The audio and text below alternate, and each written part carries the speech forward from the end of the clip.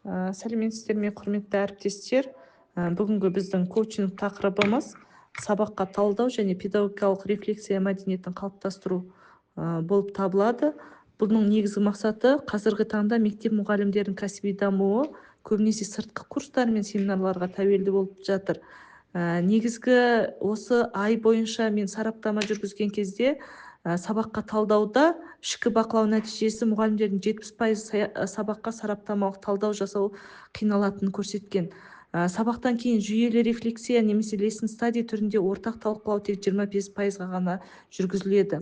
Осы мақсатта түсіндіру, ретке келтіру жүйесінде бүгін жұмыс жасайтын боламыз. Оның ең бастысы өздеріңіз сабаққа қатысу дәптерлеріңізді саралау болып табылады. Қазір бөлініп отырған 8 әдістемелік бірлестікке мен өзара сабаққа қатысу дәптерлеріңізді таратып беремін. Сол бойынша талдау жұмыстарын жүргізіп берсеңіздер. Негізгі 5 критерий бойынша.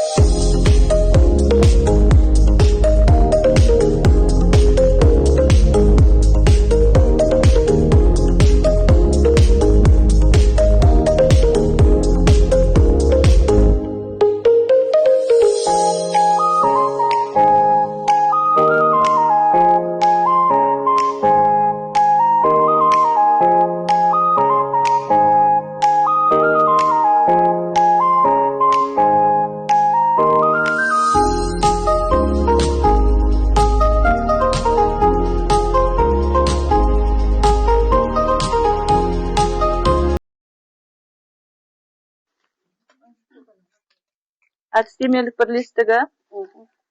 Енді біз Олжас Ескендірұлы сіздің талдауыңызды алып отырмыз.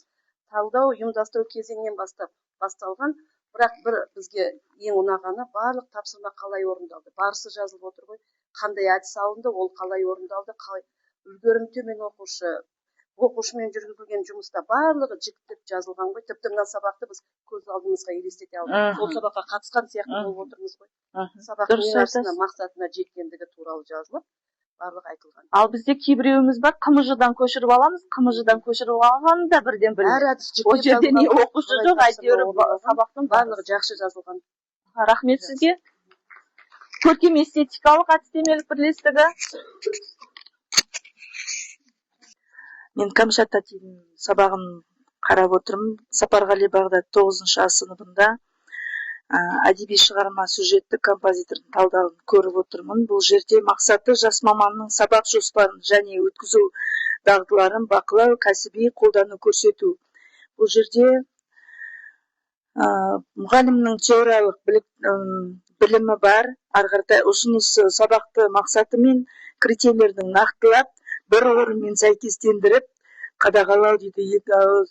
Оқушылардың белсенділігін арттыру үшін тиімді әдіс тәсілдерді қолдану деп жазылған екен.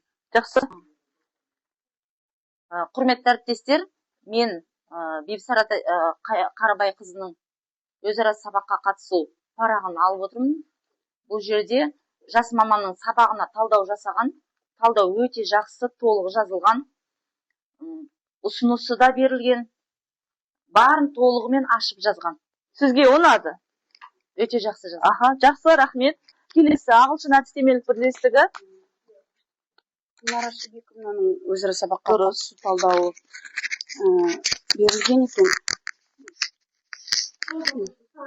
Сол сабақта сондай өте жіті әр сабақ бөлімі талданып, жанына ескертулер де сабақ барысында жазып отырған кезде ескертулер де қойылыпты. Мысалы, сабақта жұптық жұмыс деп аталып, ол жұптық жұмыс жеке жұмыс болып орындалып кеткен, оның барлығын жазып отырған екен. Содан кейін мақсаты мен нәтижесінің сәйкестігі, ұсынысы барлығы толығымен жазылып көрсетілген. Жақсы екен. Мына жерде сабақ кезеңдерінің барлығы көрсетілген. және оқушының іс әрекеті белсенділігі өте жақсы, нақты белгі жазылған екен, және сабақтың қорытындысы да өте жақсы. Мұғалімге ұсыныс та жазылған, бағалау барлығы қамтылған екен. Қорытындысы, ұсынысы берілген, мұғалімге нақты ұсыныстар қойылған, сабақты кезең-кезеңмен қалай өту керектігін барлығы жоспарлы түрде айтылып тұр. Толық жақсы қорытынды жасалған. Жақсы. Сәлеметсіздер ме? Гүлжан Атымнаның Еділбаеваның сабағында дүниежүзі тарих сабағы екен. Қорытынды бойынша жақсы жазылған, барлық тиімді қалай қолданғанын, сабақтағы нақты дәлелдермен түсіндіргенін, бейнематериалдар, интерактивті тақталар қолданылған, бәрі жақсы жазылған. Ұсыныс уақытты тиімді пайдалану бойынша берілген екен. Ішінде уақытты тиімді жеткізе алмады деген қорытындыға келген.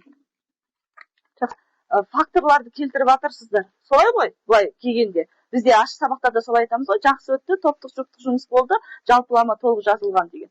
Ал жалпы сабақты талдаудың өзінде критерийі бар. Қазір жұмыс барысында оны түсінетін боласыздар. Енді алдыларыңызға қанша мұғалімнің сабағы берілді, соған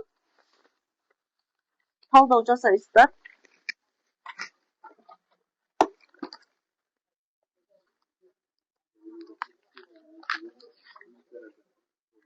Қазір тоқтаңыз, ешкім еш нәрсе орындамасын, тапсырманы әлі нақты берген жоқпын мен. Қазір берілген өзара сабаққа қатысудың қай мұғалім сіздерге түсті, соның бәрін тізбектеп жазасыздар. Қазір критерийдің балдары мен қалай сипатталатынын мен таратамын. Осы критерий бойынша андағы кестені толтырып шығасыздар. Бал қойып шығасыздар. Сөзбен жазбаңыздар. Мына критерийға қарап отырып, бал қойып шығасыздар.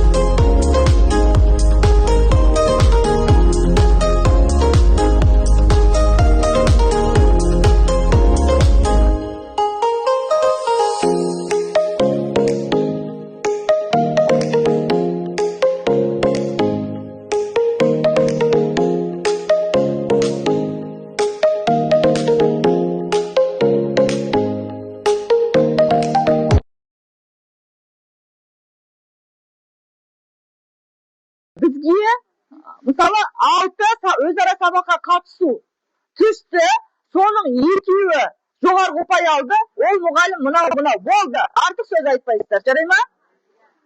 Жоғарғы ұпай алған жоқ болса, мүлде болған жоқ деп қана айтасыздар. Болдық па ағылшындар?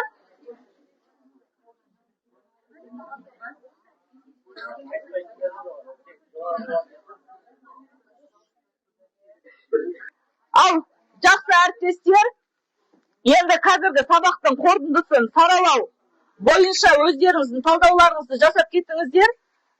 Жаратылыстану әдістемелік математикалық әдістемелік бірлестік. Бізге берілген 6 адамнан жоғарғы мұғалім, мұғалімнің өзара сабаққа қатысу несін жасадық, талдау баға беріп, жоғарғы деңгей алған жоқ, төменгі деңгей алған 5. Жақсы. Жаратылыстану әдістемелік бірлестігі. Жоғарғыны ғана айтыңыздаршы, орта төмен деген қажеттілігі жоқ.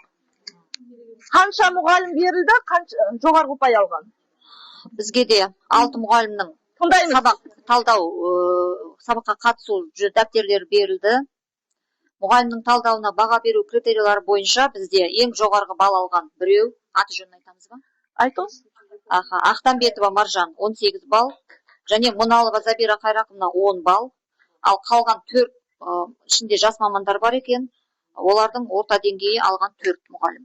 Жақсы, рахмет. Әдістемелік бірлестікте жалпы 6 мұғалімнің өзара сабаққа қатысу дәптерін талдадық. Бұл жерде ең жоғарғы балл алған Гүлнар Шыбековна 10 балл. 10 балл жоғарғы балл ма? 6 мұғалімнің ішінде. Жақсы. Ең жоғарғы ұпай алған, мүмкін критерийларын толықлаған жоқ, Гүлнара Ашырбекқызы, иә? Жақсы. Келесі. Асты жағында ең жоғарғы ұпай қайда екен айтып отырған әріптестер? 20 мен 15. Әріптестер, бізге 5 мұғалімнің талдау несі түсті, өзара сабаққа қатысу. Оның ішінде ең жоғары балл 20 баллмен көбейіп Олжас Искендірұлы. Жақсы. Ары қаратай беріңіздер. Бір папканы алу керек еді ғой мына топтан. Айтып жатыр, кімдікі 6-ға жетпеді, алыңыздар деп. Бізде 6 сабаққа қатысу дәптерлері жатыр. Сол бойынша бізде ең жоғарғы ұпай жинаған 16 балл Анарбекова Шолпан Шакуповна. Жақсы. Жақсы.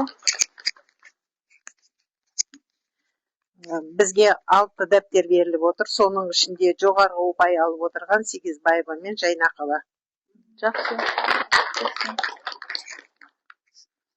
Кімдер?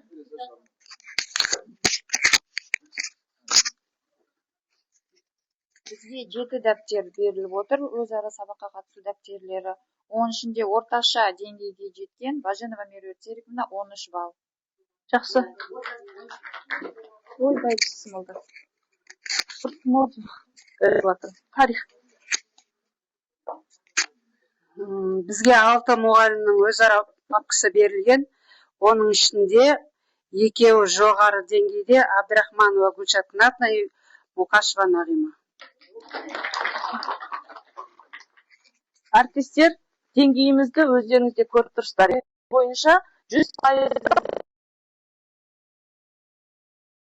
қорытынды жасай алады деген қорытынды шықты менің талдауым бойынша. Ал сіздердің талдауларыңызда да дәл солай. Сәйкес болып тұр. Яғни бізде мұғалімдердің 70% сабаққа талдау жасай алмайды. Не себеп? Енді білдіп жатырсыздар ма? Нақты критерий бар. Ал осы уақытқа дейін неше жылғы тәжірибелеріңіз бар? Былай қарап тұрсаңыздар. Барлықтарыңыз да сауаттысыздар, не дер? Енді тіл байлығы емес, о жердегі сабаққа деген, мысалы кірген адам, менің ашық сабағыма кірсеңіздер, әріптестер, нақты осылай талдай алсаңыздар, бір-бірлеріңізге өкпе реніш болмайтын еді. Содан кейін өзіңіз де нақты жинақталатын едіңіз, алдағы уақытта мен де осылай сабақ жүргіземін деп. Енді қаңтар айынан бастап, бұл жайдан жаза салып отқан жоқ, қаңтар айынан бастап осының қолға аламыз. Енді оға дейін мен сіздерге YouTube канал арқылы өзіміздің әріптестеріміздің сабақтарын бердім. Солай ғой. Қазір әрқайсыларыңыз ақ қағаз алып келіңіздер дедім. Солай ма? Арнайы критерий тағы да беремін. Сол бойынша мына отырған топпен жасамайсыздар, жеке жұмыс. Көрдіңіздер ғой YouTube каналынан барлық сабақты. Уақытты алмайсыздар, 10 минут қана уақыт берем, 10 минутта талдау жасап беріңіздер. Аты жөндеріңізді жазыңыздар, оны барлығын мен жинап алам әріптестер. Өз жеке ақпараттарын қорытындыға критерий тұр. Соны пайдалана отырып, әлі бастамаңыздар. Мен бірінші түсіндіріп өтейін, Бағанағы YouTube-тағы мені көрдіңіздер ғой сабақтарды.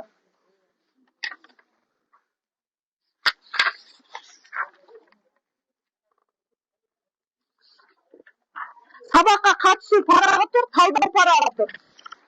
Соны қолданыңыздар. Қай топқа берілген жоқ?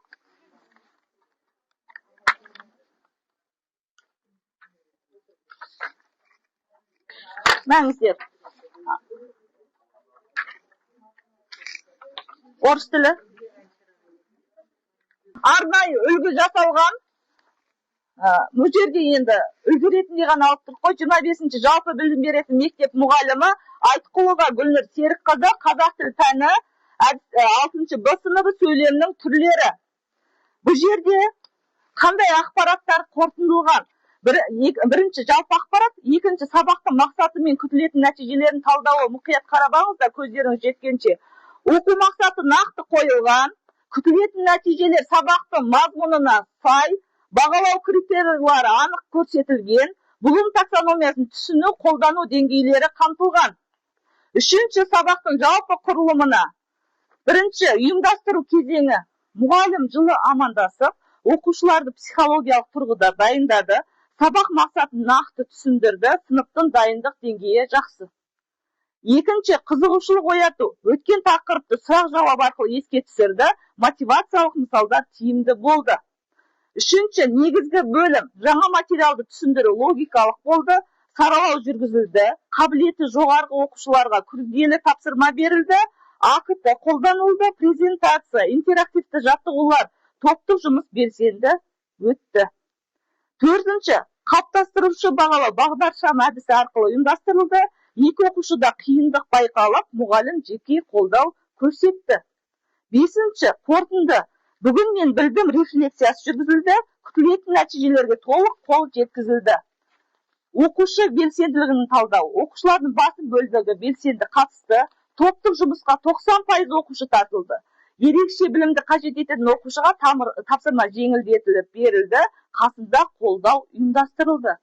Бұл ерекше білімді қажет ететін оқушыларға сабаққа қатысу талдау. Ол бөлек, оны да келесі бір әдістемелік бірлестікте мен сіздерге түсіндіріп өтемін. Бесінші, қолданылған әдіс тәсілдерді бағалау. Сабақ мақсатына сәйкес әдістер қолданылған, диалогтық оқыту, топтық талқылау, зерттеушілік элементтері бар. Оқушылар арасында ынтымақтастық жақсы қалыптасты. Бағалау жүйесін талдау. Қалыптастырушы бағалау тиімді жүргізілді. Бағалау критериялары нақты, оқушыларға түсінікті болды. Жедел кері байланыс көрсетілді. Мұғалімнің сөйлеу мәдениетіне талдау. Мұғалім сөйлеу мәнері анық, түсінікті, уақытты тиімді басқарады. Сыныптағы тәртіп жақсы сақталды. Инклюзивті қағидалар ескерілді. Ашық па әріптестер? Сабақтың күшті жақтары, әдіс тәсілдерін тиімді қолданылуы, саралау жұмысын дұрыс ұйымдастырылуы, оқушылардың жоғары белсенділігі. Сабақта анықталған мәселелері, уақыттың жетіспеуі, екі оқушы материалды меңгеруде қиналды. Ұсыныстар, топтық жұмысқа бөлінетін уақытты оңтайландыру, қиындық көрген оқушыларға қосымша тапсырма беру. Қорытынды пікір. Сабақ жалпы жақсы деңгейде өтті, мұғалім оқу мақсаттарына толығымен жетті, сабақ құрылымы әдістері бағалауға, талапқа сай. Жақсы Ғалымжан ағай өшіре салды. Ал енді 10 минут уақыт кетті әріптестер. Әркім берілген YouTube каналда берілген сабаққа талдау жасайсыздар. Жеке тапсырма.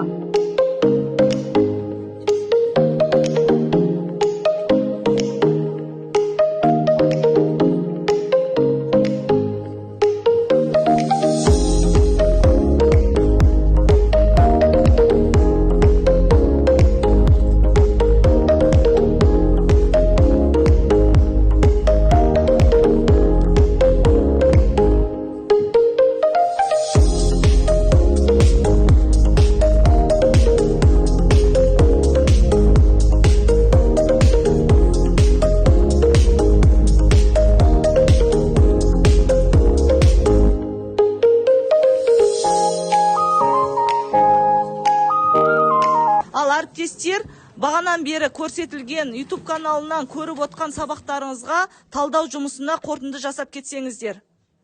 Қай әдістемелік бірлестіктен бастайық? Сіздерден бастай берейік пе?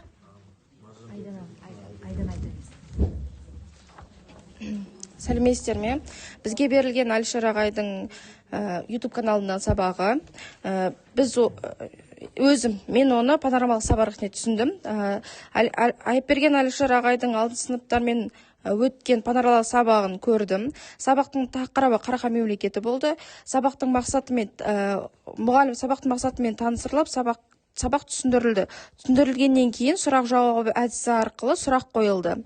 Қарақа мемлекетінің ішкі және сыртқы және ислам дінінің қоғамдық өмірге байланысын АКТ арқылы толық видеомен көрсетілді. Соған байланысты тапсырмалар орындалды. Бірінші тапсырмасы сәйкестендіру 2 балл, екінші тапсырмасы кестемен толтыру 4 балл, үшінші тапсырмасы ақиқат және жалған 2 балл, төртінші тапсырмасы ашық тест Айдары 2 балл тапсырмалары болып, дескрипторы толық анық айтылды. Мұғалім үй тапсырмасы беріліп, кері байланысты QR код арқылы жасалды. Мұғалім сабақты қорытындылады. Бізде енді оқушылар болмағандықтан тек мұғалімнің несін қарадық. Жақсы, рахмет. Келесі тарих әдістемелік бірлестігі. Мағжан Бақтұлының сабағы, тақырыбы, мақсаты бәрі айтылған. Так, екінші сабақ мақсаты. Жалпы сабақ мақсаты хабарланды, оқу мақсатымен таныстырылып, күтілетін нәтижені оқыды. Бұл оқушыларға мотивациялық идея береді. Сабақтың құрылымын кезеңін талдау. Сабақ құрылымы оқу мақсатына толық сәйкес жоспарланып, кезеңдері бірізділікпен ұйымдастырылды. Ұйымдастыруда сабаққа қызығушылығын оятып, жағымды ахуал қалыптастырды. Жаңа тақырыпты меңгеруде оқушыларға түсіндіру мен тәжірибелік жұмыс үлестірілді. Сабақ барысында топтық жеке жұмыс түрлері тиімді қолданды. Топтық жұмыс оқушылардың бір-бірімен ынтымақтастықта әрекет етуіне, өз ойларын еркін айтып, бірлесіп, шешім қабылдауына мүмкіндік берді. Жеке жұмыстар арқылы әр оқушының тақырыпты меңгеруін анықтап, білім деңгейін ауызша бағалады. Акты тиімді қолданылып, оқу процесі жандандырылып, уақытты үнемдеуге, тапсырмаларды жүйелі орындауға ықпал етті. Бекіту қорытындылау кезеңдерінде алынған білімді қолдануға бағытталған тапсырмалар, сабақ соңында оқушылар өз жұмыстарына талдау жасап, рефлексия жүргізді. Жалпы сабақ құрылымы логикалық тұрғыда дұрыс құрылған. Ең тиімді болған платформалар ол Learning Apps пен WordWall. Оқу мақсатына, сабақ мақсатына жетуге әрекеттер жасалынды. Топтық жұмыс жүргізілді. 5-ші қадам бізде оқушылардың белсенділігі жақсы деңгейде. Сабақ әр кезеңіне оқу үдерісіне сай белсене қатысып, тапсырмаларды орындауға қызығушылық танытты. Енді 6. Жеке жұмыс барысында оқушылардың өзінің жауапкершілікті сезінуге мүмкіндік болды. Кері байланыс алынды. Қоржын әдісі арқылы ұсыныс айтқым келеді ағайға. Әр тапсырмаға нақты әдіс қою. Мысалы, жеке жұмыс деп тапсырма берді да, тәжірибелік жұмыс берді да, оны әдіске салу керек. Мысалы, мынаны Вен кестесіне салып түсіндір деген сияқты. Әдістер, тәсілдер нақты емес, жалпылама топтық, жұптық жұмыс ретінде келтірілген. Қазір сабақтың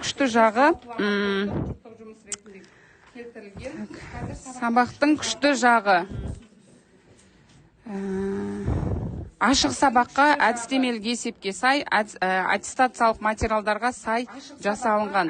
Сабақтың әлсіз жағы топтық жұмыста белсенділігі төмен оқушылар болған жоқ, бірақ бағыт-бағдар ағайдың тарапынан өте көп кездесті. Біз Күзімбетова Күншолпан апайдың сабағын қараған болатынбыз.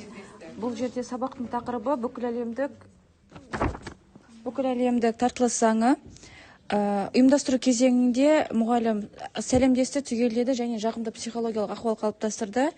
Одан кейін үй тапсырмасын сұрау үшін EduCaplay сайтын қолданды және жаңа білімді меңгеру барысында акті көмегімен жүргізілді сабақ барысы. Одан кейін жеке жұмыстар жүргізілді, топтық және жұптық жұмыстар жүргізілді. Жұптық жұмыс бізде функционалдық сауаттылыққа байланысты алынған екен. Келесі бізде бағалау жалпы балдық жүйе арқылы бағаланған, бекіту ауызша жүрді, рефлексия сабақта жасыл, қызыл, сары, алма арқылы бағалады, яғни түсіндім, түсінбедім деген сияқты сұрақтармен. Сабақта оқушылар белсенді болды, тапсырмаларды қызығушылықпен орындады.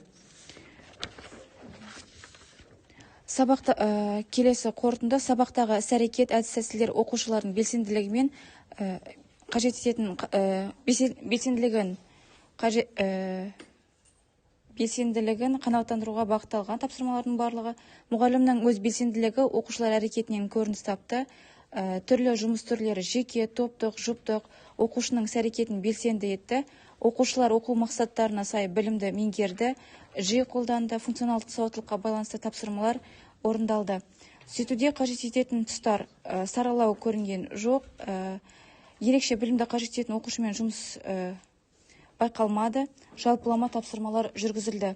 Дескрипторлар көрінген жоқ, нақты критерийлерге бағытталған жұмыс түрлері болмады.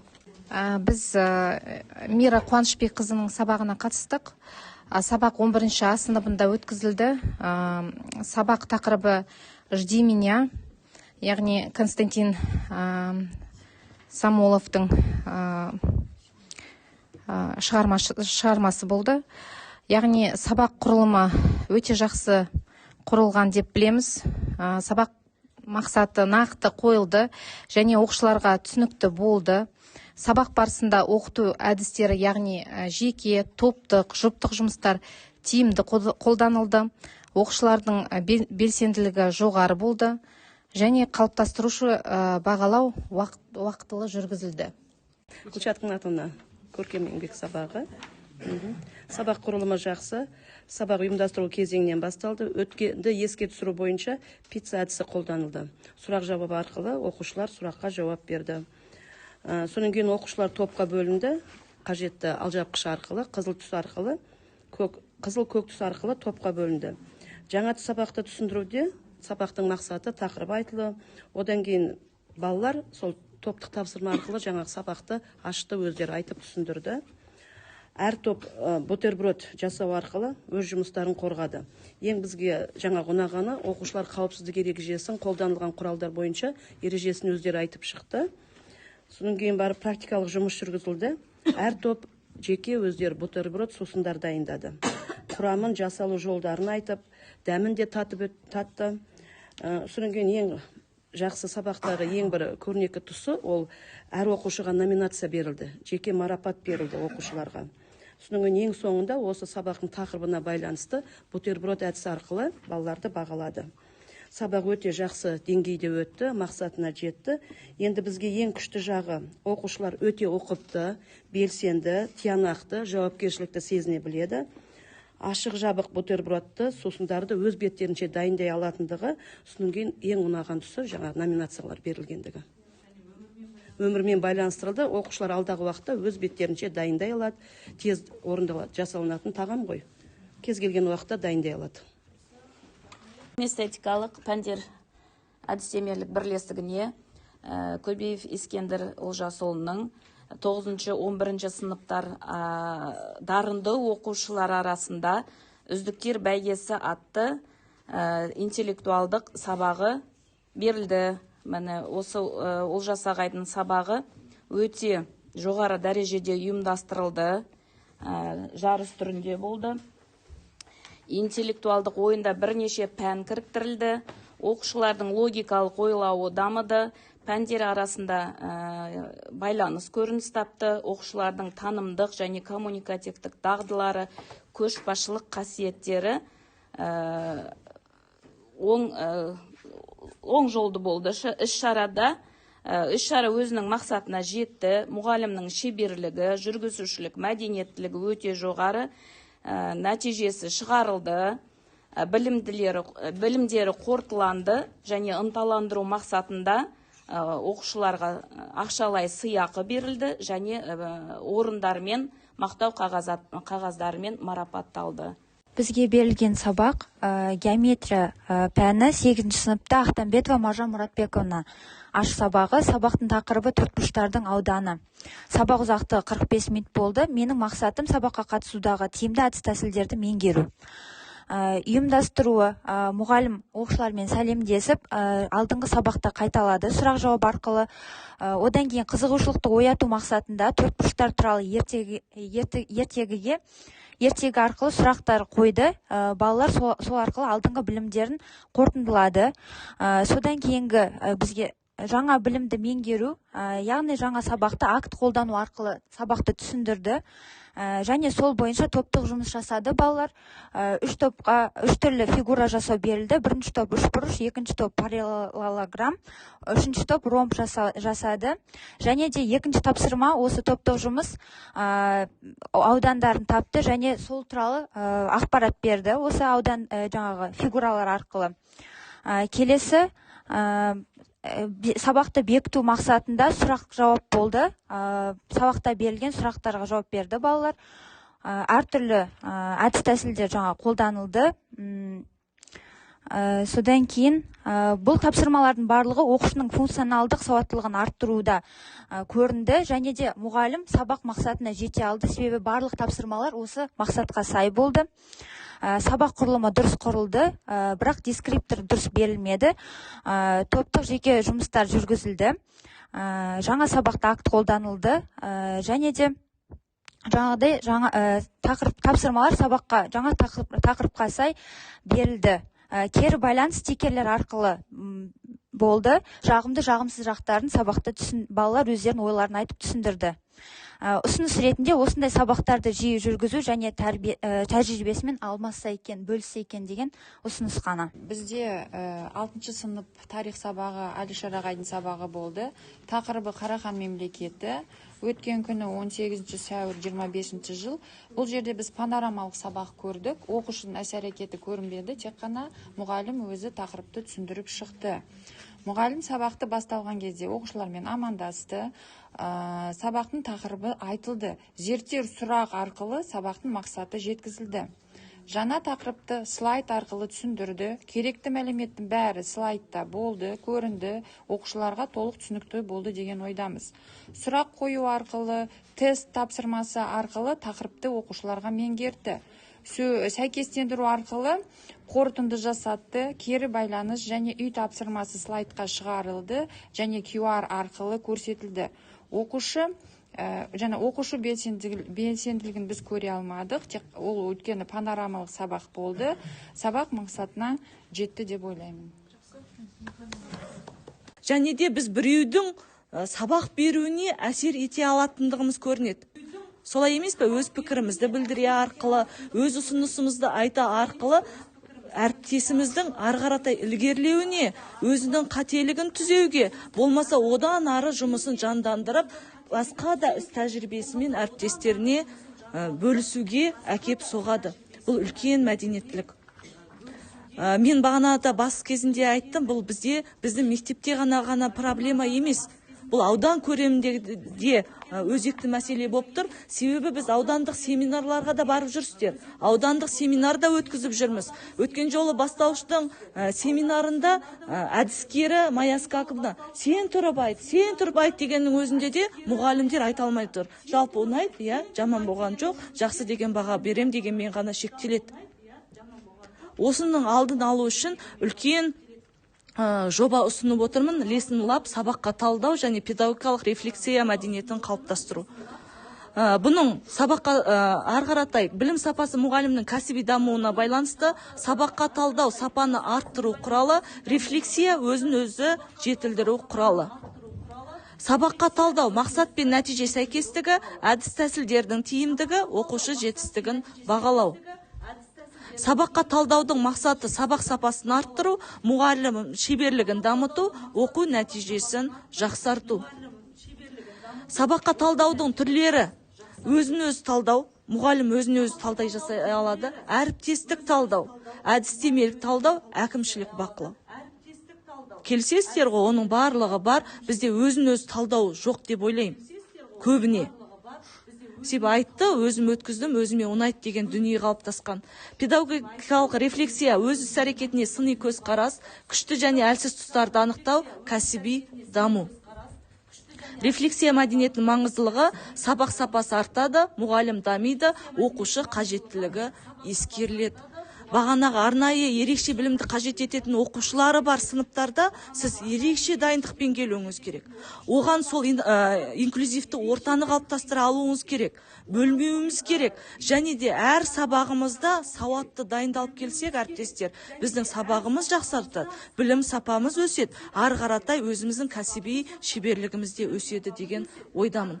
Жалпы қалыптастыру жолдары: сабақтан кейін талдау, кері байланыс, рефлексиялық күнделік, ашық сабақтар. Күтілетін нәтиже: тиімді сабақ болады, жоғарғы жетістік, бағана айтып өткендей, кәсіби мұғалім болып қалыптасады екенбіз. Енді алдағы уақытта қаңтар айынан бастап, екінші жарты жылдықта біз осыны қолға аламыз. Алдағы уақытта білесіздер, айлықтар өтеді, әдістемелік бірлестігінің айлығында. Соған сауатты түрде талдау жасай алуларыңызды сұраймын. Енді жалпы бүгінгі іс-шараға кері байланыс беріп кетсек, кейін дегенмен. әр топтан 1-2 мұғалім сөйлесеңіз болады. Осы не дейміз, жоба болмаса іс-шара өткенге дейін сіздің ойыңыз қандай болды? Өтіп біткеннен кейінгі ойыңыз қандай болды? Сабаққа, талдауға қатысты. Ой бөлісіп кетсеңіздер, айта беріңіздер жалпылама. Талдау жасауды білмеген екен, анық айтқанда. Бүгінгі сіздің неңізге рахмет. Талдау жасауды үйрендім. Қаз талдап, Әлішер ағайдың сабағын оқып бердім жаңа. Әдістемелік көмек деп қабылдаңыздар. Әдістемелік не дейміз, құрал дейміз ба, іс-әрекет дейміз ба? Бүгінгі дейін менде талдауды жөнді білмеушен, кейде бір не қылып жазғанда осындай сабақтарға қатысқанда, бүгінгі нәрседен, бүгінгі өтіп жатқан неден көп нәрсе үйрендім өзіме. Рахмет сізге. Үйренгенде міне талдауды қалай жасау керектігі, критерийлер арқылы мысалға талдау керектігі туралы, мысалға мен өзіме не алдым? Сабақ алдым дегендей. Жалпы осы іс-әрекетімізді біз алдағы жұмыс барысында қолдана отырып, бағана айтып өткендей білім сапамыз жақсартып, қызықты да керемет сабақтар өткізіп, және де оқушымыздың білім деңгейін көтеруге ат салысады деген сенімдемін. Назарларыңызға рахмет.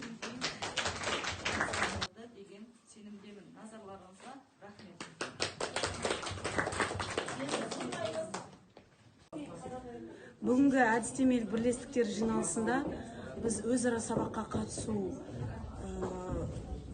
жұмыстарын талдап, сабақты қалай дұрыс талдауын бүгіннен бастап мен мысалы бұрын талдау структурасын мен таныс болғанымен кішкене мұғалімнің көңіліне қарайтынбыз, сабақты жұмсақтау талдайтынбыз, бірақ енді жаңағы педагогикалық тұрғыдан жаңағы сабақтың талдау әдістерін жалпы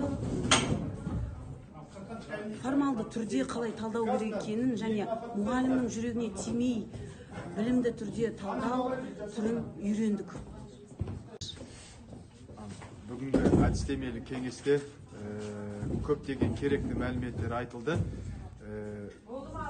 Дейін біздер жаңағы сабақты зерттеу, одан кейін бар сабаққа қатысқан кезде ұсыныстарды қысқадан нұсқа жазатынбыз. Қазір енді толық барлық құрылымдарын жеке-жеке тоқталып, қалай жазу керек екенін білдік. Бұл іс-шараға дейін біз сабаққа қатысқан кезде мұғалімдердің қалай сабақ өтетінін қысқа ғана талдап кететінбіз. Ал енді осы іс-шарадан кейін түсінгенім, сабақты басынан бастап аяғына дейін кезең-кезеңмен әдіс тәсілдерін толық қамтып жазуды түсіндік. Әдістемелік іс-шараға дейін көп нәрсе білмейтін едік. Ақпарат алу жағы кішкене төмендеу еді. Ал кейін қазір осы іс-шарадан көптеген терең білім алып, оқушылармен, жалпы мұғалімдердің сабақ беруінен кейінгі талдауды жасауды үйрендік.